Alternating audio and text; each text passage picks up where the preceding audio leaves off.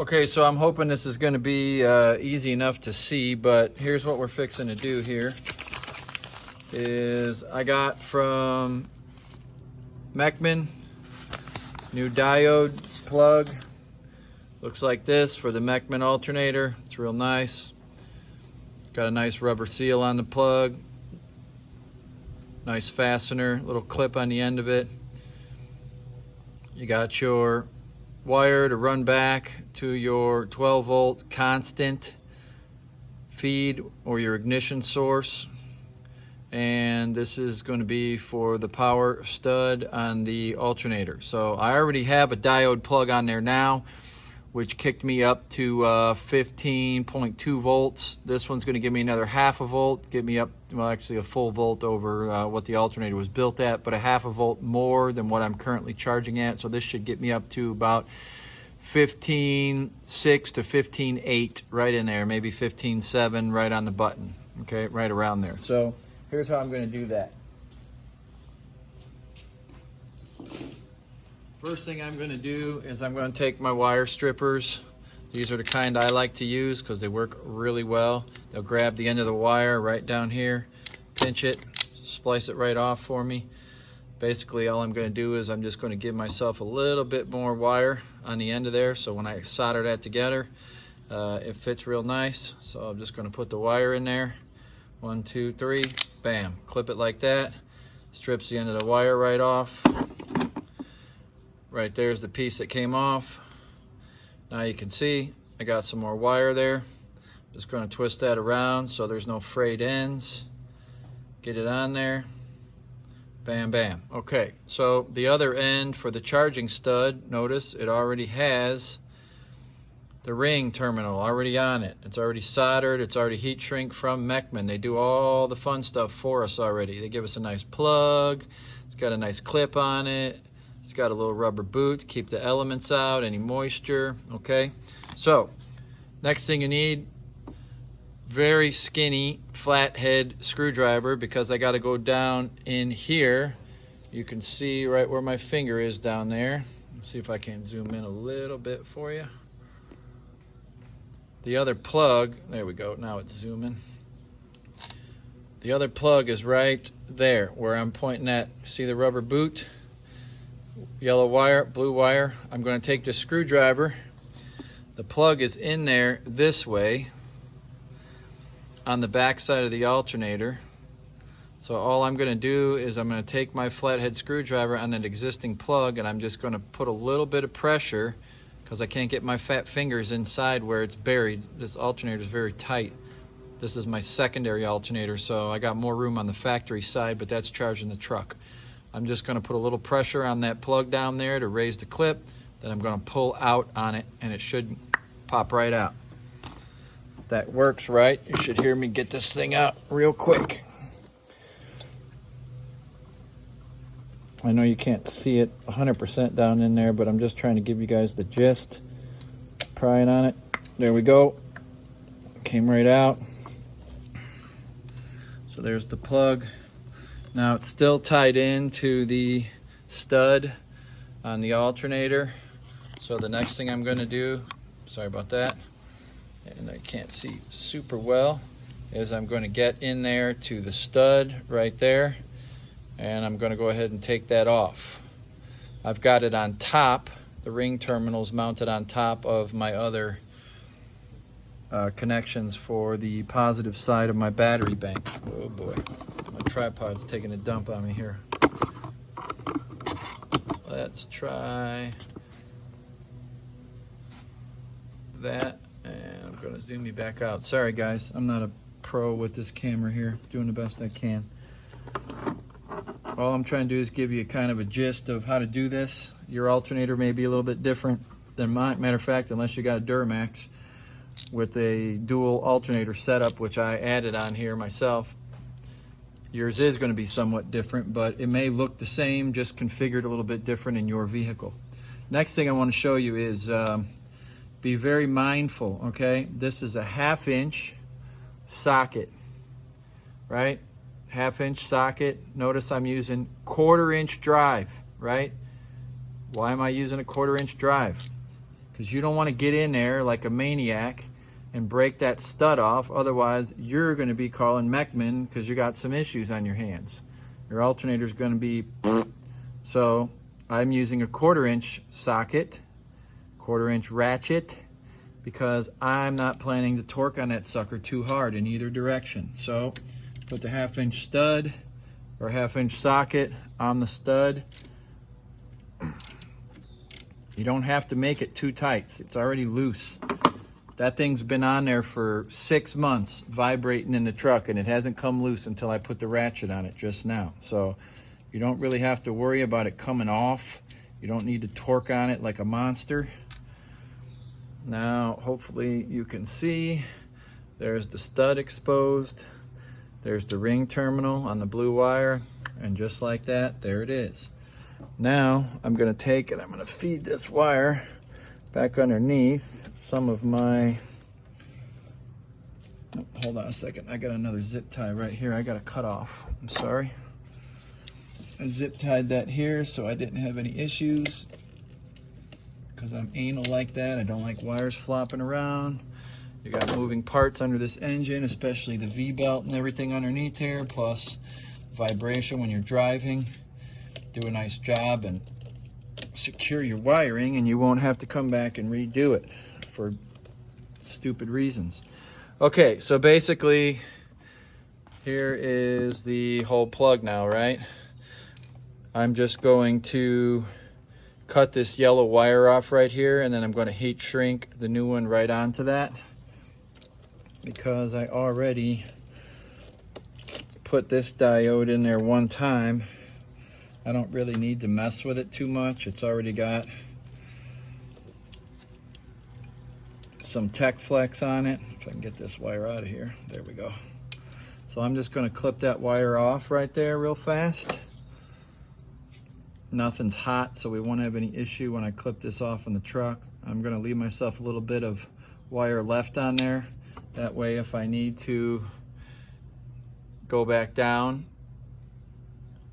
In the winter time, my truck charges a little bit higher. Obviously, when it's a little warmer, your vehicle might charge a little bit less. Usually in the summer, I'm charging around 14.6, 14.7. In the winter time, I've seen this truck charge as high as 15 volts when it's cold. And when it's really cold, 15.1, and it doesn't come down very much. Mine's a diesel truck, so it doesn't run super, super hot. So I may end up having to reuse this plug in the winter time, because I drive this truck a lot. Even though it's my base mobile, I still put a lot of miles on this thing. It's a kind of, I wouldn't say full-blown daily driver, but pretty much. I take it and show it off wherever I can, car shows, stuff like that. And I drive it around, you know, kind of on a daily basis, or at least 4 or 5 days a week. So I'm going to save this plug. Then I can strip what's left of that wire. I got about 2 inches left on there. I could strip a little bit of that, 1/2 inch off. I like to use these solder shrinks. They're nice and convenient. Once you strip the wire, they'll slide right over the top. It's got this, I don't know, gel or sealant or whatever you want to call inside of there on both sides. So when you heat it up, that melts to the wire. Kind of gives it a nice watertight fitting. Moisture proof, I guess. I wouldn't say watertight, but moisture proof for any type of condensation or anything. And then it's got the solder part inside of there that melts down onto the wire. So basically, I can reuse this plug later. I'm not going to cut off the ring terminal, do anything stupid, because there's the diode that they install in that plug right there. Okay, it's underneath there. I did not have to put that on there. It's also on the new plug. You see, you don't got to mess with it. It's ready to go. So basically, all I'm going to do now is take my existing packaging that the old plug came in, or the new plug, and I'm going to put the old one down in there. So if I need to reuse this in the wintertime because I'm charging real high, higher than my amps or my skid bank want to charge for some reason. I think the skid's good up to 16.2 possibly, but I'm running the JP83 amps, and I know that typically they say 15.5 to 16 volts on those. So if I wind up charging higher than that in the wintertime, I'm going to go back to this other diode, and then I'll drop back down to a safe voltage. Anyway, for the summer, since I charge a little bit less when it's hot, this is very convenient for me. So I'm just going to go ahead and strip this wire back, just like I did before on the other one. And take my strippers right here, strip back about a ½ inch of wire, twist it, make sure I don't have any frayed ends on there. Then I'm going to take this solder shrink and put that on there along with the other piece. I've also got a heat shrink that I'm going to be using. I use yellow just because I like to color code everything. I'm kind of stupid like that. Got yellow wire, got yellow heat shrink. I'm going to slide that through.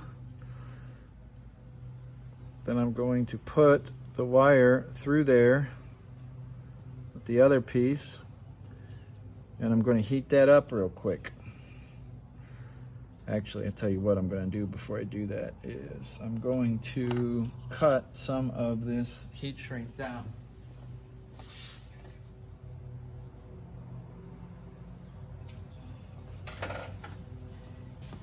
All right, doesn't need to be quite so long because it looks like I was going to heat that up a little bit. I don't want it melting prematurely when I'm heating this up. So I'm just going to pull the wire up here where I can work with it easy.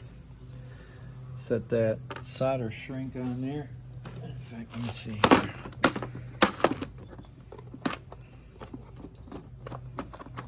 Give me 1 second. It got a little bit smaller when I think I grabbed the wrong size. There we go. Okay, that's better. That one fits a lot tighter. I just had grabbed the wrong size, but you don't want to use one that's too big. You'll wind up not being able to shrink it down tight enough onto your wire. So there we go.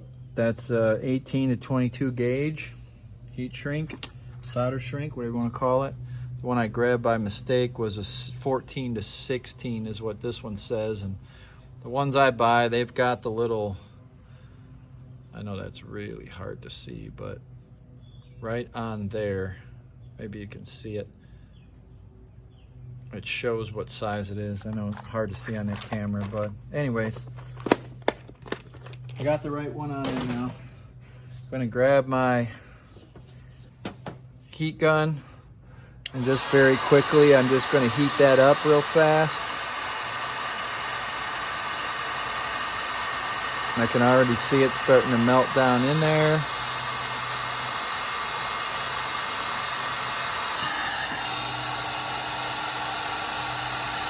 Right there. Grab it, hit it with the other side real quick. That way I know it's good to go.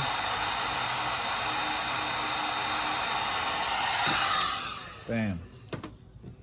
Okay, so now I got the solder shrink on and the wires together.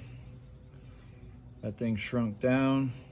You can't pull it apart. You can see me pulling on it. It's all good. Everything stayed together with it.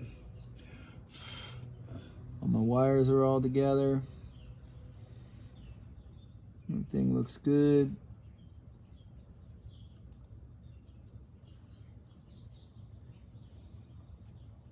Bada boom, bada bing. Next, I'm going to take this guy and I'm going to slide the heat shrink down over that solder shrink. Even though that thing's sealed up, I'm just going to put that on there as well. Little extra protection. I'm going to heat that up real quick.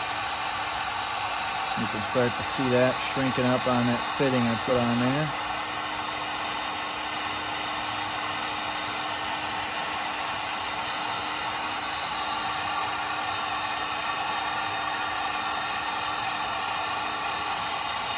There we go.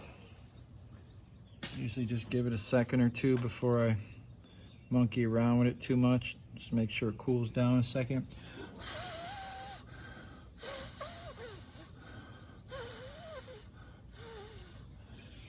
There we go.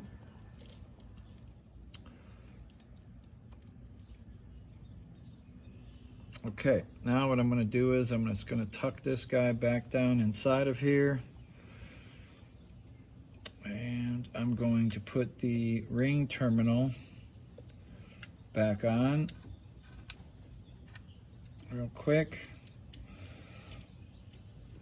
Get the nut on there. Twist it on. You may have to jimmy your power wires just a hair, just to get that nut back on real good. Okay. And I'm going to take my 1/4-inch ratchet.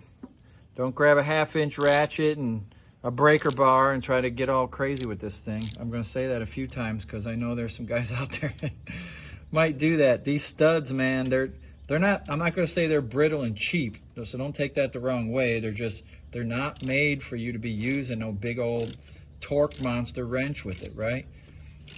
You just want to suck it down enough until it starts to get tight.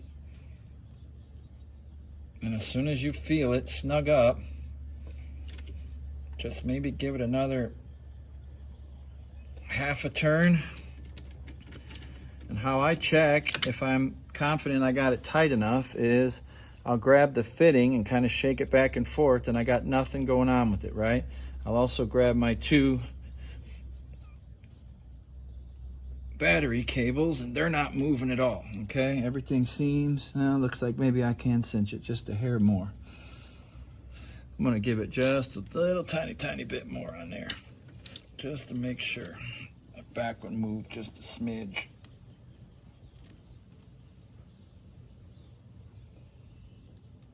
Okay. All right, so let's see. That one's not moving. The front one's not moving. The stud's wiggling just a tiny bit, so that kind of shows you that you don't want to get stupid with it. But the screw is down on there all the way. I'll check it, just make sure there's no issue with it. Yeah, see, I can't move it no more. Okay, so I'm confident that sucker's nice and tight. 1/4-inch ratchet. That's all good. Now all I need to do is get the plug back in, and I should be good to go. And that plug, unfortunately on mine, is kind of down on the bottom side, so it's not the easiest thing to get to. So you may not be able to see it so well. So I gotta move the flashlight over here just so I can see it myself. Where to get that plug back down onto. There we go. But in any event, I get it back on there. Then I should be charging a little bit higher that quick. May take a few seconds for the alternator to get the charge up, but it should be good to go. Of course, the plug is, you got fat hands like me, not the easiest. There we go. Okay, so I got the plug aligned. Let's go up from the bottom. Make sure it's there. Boom. You hear that little clip? It's all locked into place now. That's all set up here with the wiring. Okay, the only other thing I'm going to do is I'm going to put another zip tie right back here like I had before, just to make sure nothing can touch or rub. And that way I know I'm confident that everything's secured properly. And I won't have to worry about my vibrating bass or going down the road. This diesel engine makes a lot of freaking shake, and it kind of makes a ruckus on its own. Let me grab a zip tie real quick.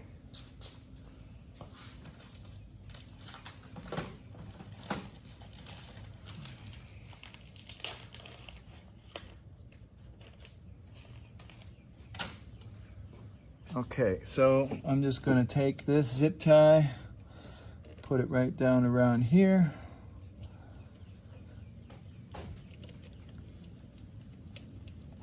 Get around it. Make sure I got everything secured nice and tight. That way my wiring stays where I put it.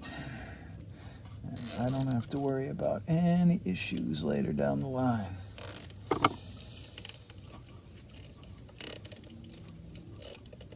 Okay, there we go. So All my wiring's out of the way down here. There's absolutely no way anything could get stuck or caught on anything. My ground wires are still all nice and tight. The power wires are nice and tight. Now I can check all those again. That's tight. The plug's locked in. Zip tie. Last thing you want to do, take your side cutters, cut the end of that zip tie off.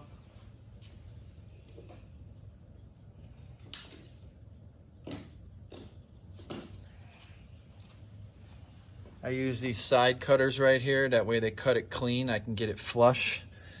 That way next time I come in here, I don't cut my hand up on the stupid end of the plastic. There we go. Now it's nice and flush. There's nothing there for me to get caught on. The wiring's all free of everything. That's simple. Get my flashlight out of here.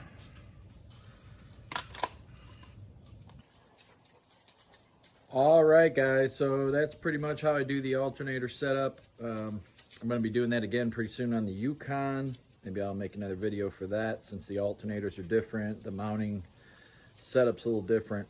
Wire harnesses and the diode voltage increase, little diode clips, they're exactly the same.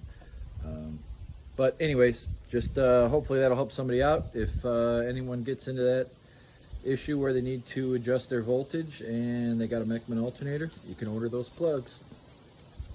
Peace.